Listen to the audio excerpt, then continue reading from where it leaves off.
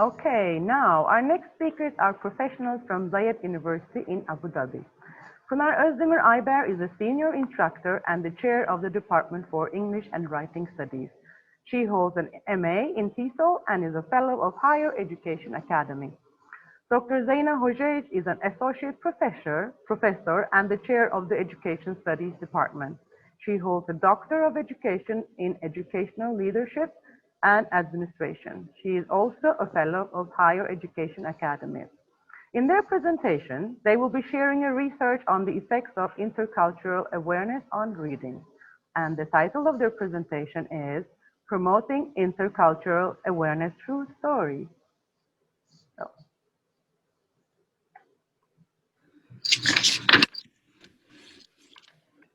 Hello. Welcome to our session.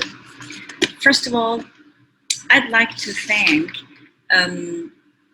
University of Bahrain and ELC for organizing this event, this virtual event, and bringing us all together. I really wish we had the chance to do this face-to-face, in person, like in those days.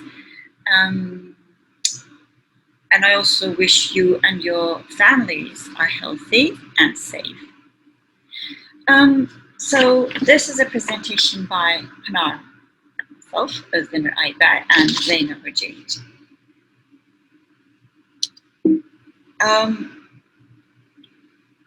So my research partner Zeina, lives in Dubai and I live in Abu Dhabi. That's why it was not possible for us to come together and do this presentation together due to travel restrictions between Dubai and Abu Dhabi. Some of you might know it requires like 3 or 4 tests to go back and forth the 2 cities, although we're in the same country. So this is our outline of today's session. So an introduction, and then I'm going to be talking about project participants, and then I will move on to research background. I will talk about driving questions of the research and the procedure a little bit. The findings, I will touch a little bit, and then I'm going to show you a sample. Okay, I'm moving on to the next slide. Biblio, Bibuli. I don't know if any of you have heard this word before. I wish I could hear your answers. Well, it means someone who reads a lot. Yeah, I was quite surprised when I first heard this term, because, who reads more than necessary? Is that even a possibility? And I thought, wait a minute, there can be people who do not read enough, but can there really be people who read more than necessary? That's still something I question. But I wanted to start with this slide because I found it very amusing. Yeah, so, and if you think of all the efforts we put to make our students read more, and our children, the younger generation, to read more, and it makes like a surprising entrance to my life, this word. All right, so project participants. Now this presentation, this research is about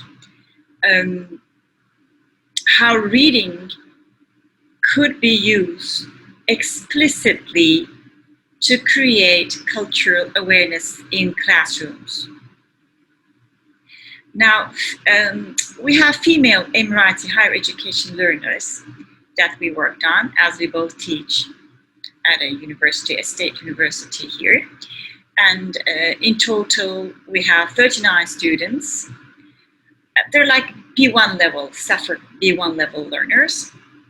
So they're not really weak and they're not extremely advanced if you're not If you do not know the CEFR levels, B1 would be like intermediate. So the foundation course that the university already has an extensive reading component, and so we wanted to use that in this research. The age range is 17 to 21. Just a little bit of background information and the cultural setting for people who do not know the UAE well. The UAE consists of different nationalities. Emiratis only are like 20% of the whole population. And it's mostly an expat country. Of course, this creates some sort of concerns among the Arab nation here. The locals, they think English has some sort of an impact on their culture. Some argue it's positive, some argue it's negative, but they fear losing their identity, cultural identity, which I can relate. And of course, there is the influence of English on language itself, like many other countries. A lot of countries have the problem of, they blame English to be corrupting their languages. So different terms are being coined, like Arabic for the GCC nations. And in Turkey, I'm from Turkey, we call the plaza language because people working in those plazas are kind of posh and they use this hybrid language, English, Turkish, some words that they use in a very interesting way. Well, that is one issue, but what we're interested in was the identity of the UAE younger generation. Is it really influencing learning about all these cultures? Does it really have a negative effect? That's what we were focusing on. So to wrap up the cultural setting I went through, we work in a state university and we teach female students. And what these students see mostly as expats are the teachers or the household workers they have, and the people, expats working in shopping malls, and the doctors, and they have the social media. It's quite a reserved culture. They don't really mingle with expats. That's my observation, and that's what some other researchers have noted. Although they're very open, they come and they chat, and it's lovely to spend time with them. It's rare that we get invited to an Emirati's home for dinner. Yeah, that's a very, very rare occasion. Although we get invited to weddings. So we were wondering if that has our exposure or learning about Western cultures through stories has any sort of influence on their cultural identity and how they place themselves, the younger generation, of course, we're talking about. Now, the term intercultural competence rather than cross-cultural competence is preferred because it is the established term used in connection with language teaching, and this is what the CEFR is using. So these are our driving questions. To what extent can reading graded L2 stories in language classrooms be used to promote cultural competence, intercultural competence? And does learning about other cultures in ELL classes destabilize young female Emirati selves and identities? Those two questions were what we looked into, and I'm going to go through the stages of the research. Now, I want to relate it to employability, first of all. Now, until recently, like the 80s, people did not really understand what was going on and why this skill was needed. First of all, like for governments and for international companies to send experts to different countries and then having to call them back because they failed to adapt or they did not know what was culturally appropriate became a burden for these, institutions. That was one reason people started to think about this more recently after the World War II. This trend started to, be popular and then to grow, and then in the 80s and 90s it became a major research area. And secondly, expatriates, when they go and they start living, you had them complain about how difficult it was living in different, in a different country because of cultural differences. But if, such global trade is increasing, there's no way we can avoid becoming more adaptable, and we cannot avoid understanding other cultures because we got to live with them. It's a global world, and it's getting smaller and smaller each year with the technological advancements. I mean, like, look at us. I'm here sitting in my living room with my library behind me, and then you're all, accessing this recording. It's just unbelievable where we have come in the last 10 years. That's why students should develop. We should help them develop more understanding of other cultures and improve their adaptability skills. Because when they graduate, definitely this will help them find better jobs, I hope. So the procedure, 4 stages of the project. First of all, we used an intercultural competence test. It's a test prepared by Sefer, but then we adapted it because the language was quite a bit, some of the words were just kind of above their level, and also some pictures were not appropriate, so we changed the pictures that more like self-explanatory, let me say. When they look at the pictures, they could understand the question, just to help them understand the questions. And then some words we simplified. So we gave them these tests to see how they viewed, certain issues. And then in the class, we had a discovery stage. That is the stage where we started helping them explore the other culture, read storybooks, and then, do guided activities. We provided them with, classroom material, critical incident cards. And then we had the slice of life technique used when they reconstructed stories. And then finally, the intercultural competence test was given again to see if there was a change in their perceptions. Okay. So this is how it goes: data collection, pre-post test results, and then we had interviews with participants because they wrote these stories. They reconstructed stories that they have read in small groups, so we interviewed them.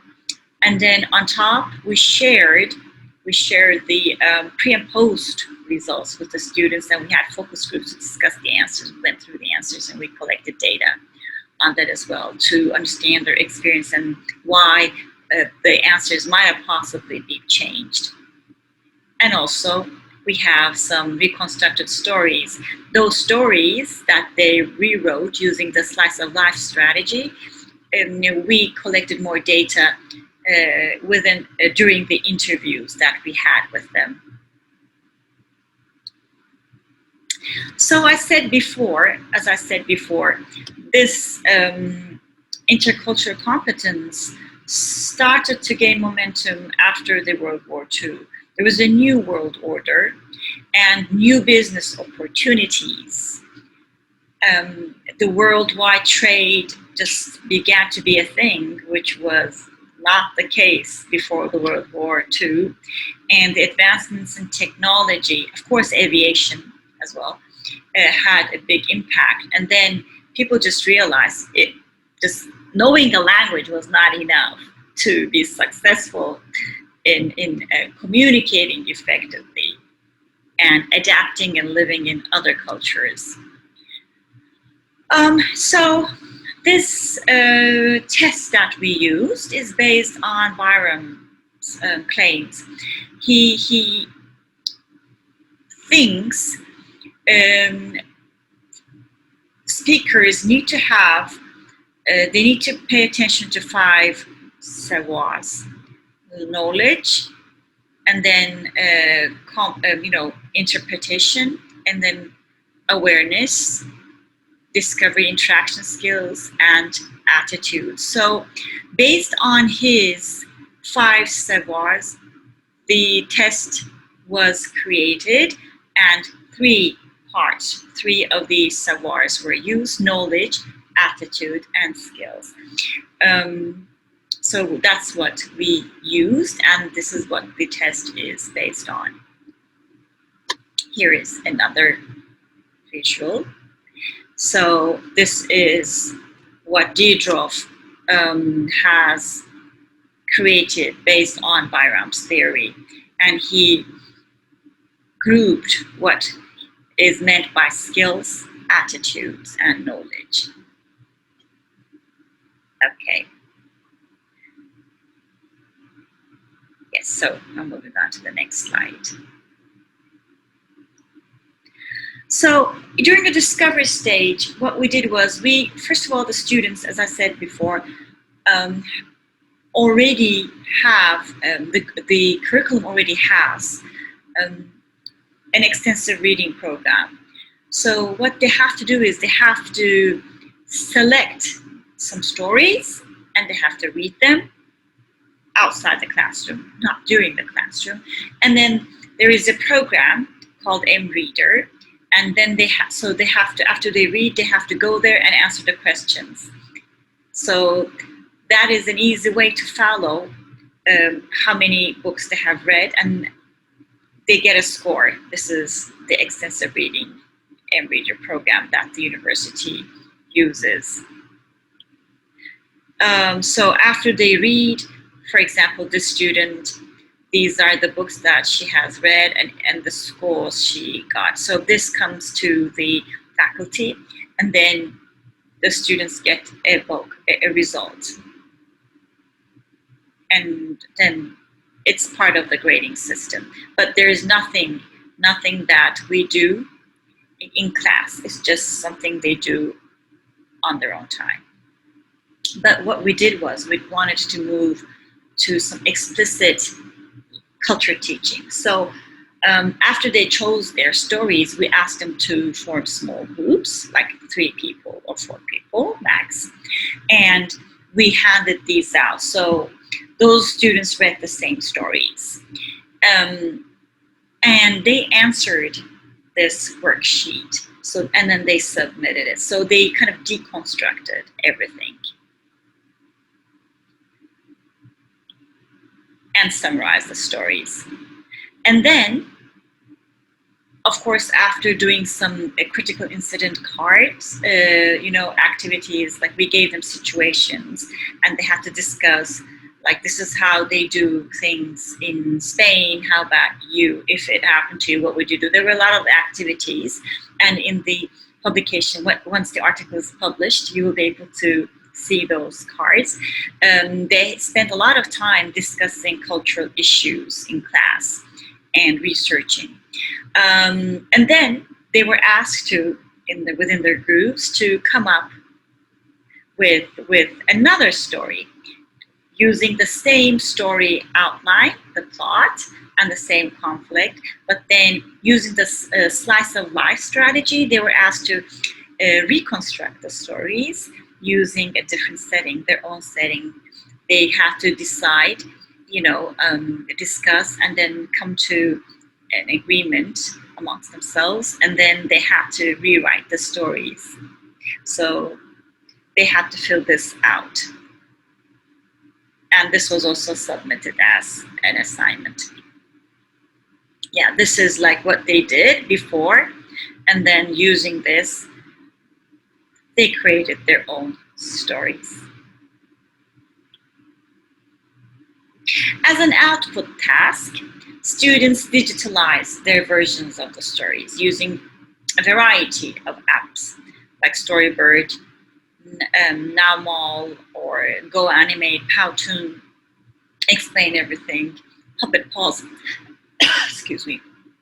We left it to them because this is not the main aim, but it was just some activity we wanted to add in to create some, interest students. And then the two classes, they shared their stories with other students. Now, when the stories were reconstructed, after all this, the students were invited with their small groups to discuss why they have made those choices, why they have changed the plot, why the ending was similar or different. And so we had a discussion with the students, and we tried to collect as much data as possible to see if they are aware of their own identities, and they can separate what other cultures do. They're aware why those people act that way. And what they have learned through this process was our focus. We wanted to see what kind of experience they went through, learning experience in terms of culture. Okay, of course there was the pre and post test. Now we gave the test again, and there were some differences in the answers. So in order to understand why those differences occurred, there were focus group meetings. We had 2 focus group meetings. Not all students volunteered, unfortunately, but we had 8, so 4 and 4, we had 2 focus group meetings, and all of the results were given, and we discussed what caused the changes with them, and we noted them. A set of questions were asked for each question, and that, of course, will be in the paper. Now the findings. Well, the findings. Now you see they're quite small. Yes, that is because you will find out more in the article once you read it. There were some differences, and all the discussions, of course, we learned a lot, but we also learned most of them are quite aware of their cultural identities, and we don't think, and different than what we read from the press, the media, the authors that are saying the identity of the nation is under great attack and threat. It didn't look so, and there are, of course, a lot of detailed discussions on this, and there are other results, and you can find out more once you read the paper. Yes, so it's in the conference proceedings coming. Wait for us. Yeah, so I wanted to share a sample student output. I'm going to click on it and hope it works. So this is one example of the reconstructed stories using the slice of life strategy and how they have changed the story. It's opening up.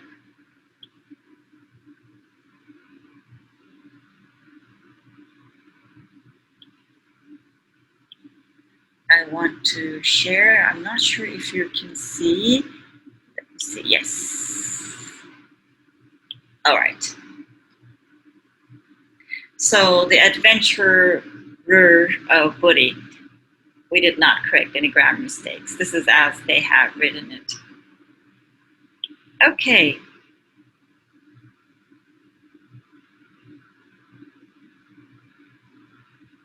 Okay, so it's Booty and his monkey. We're in the Zabil Park. So they changed a lot of elements, and they made it a very Emirati story. I was quite impressed. We were both quite impressed, honestly. And there are many stories like this. It was a nice journey, I have to say.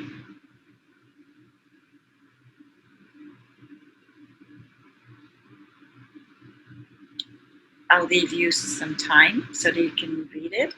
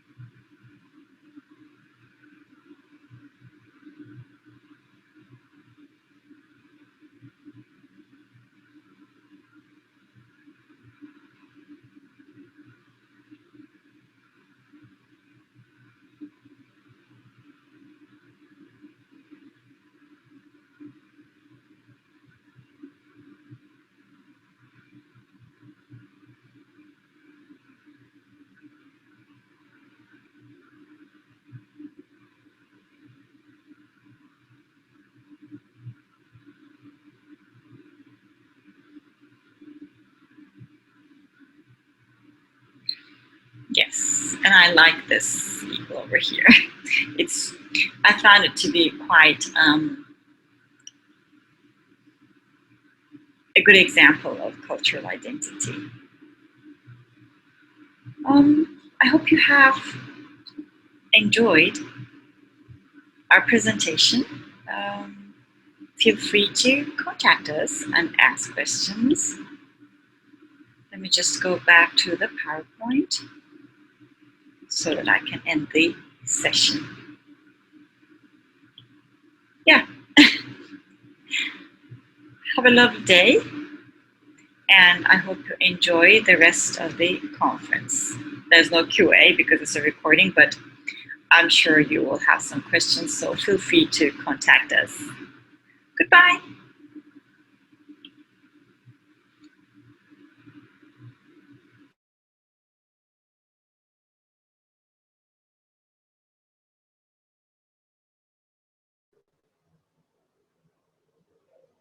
Thank you so much, Kunal. This was truly an amazing presentation, and I really, really love the ideas of reconstructing the story. And that story about Bhuti, the adventure of Bhuti, was amazing, and we definitely will try to use the ideas that you have shared with us. Thank you so much. Now, we will resume in a few minutes, but before that, please, we would really appreciate your feedback on the presentation, so please take your time and fill in this poll that will appear on the screen in a bit. Thank you so much.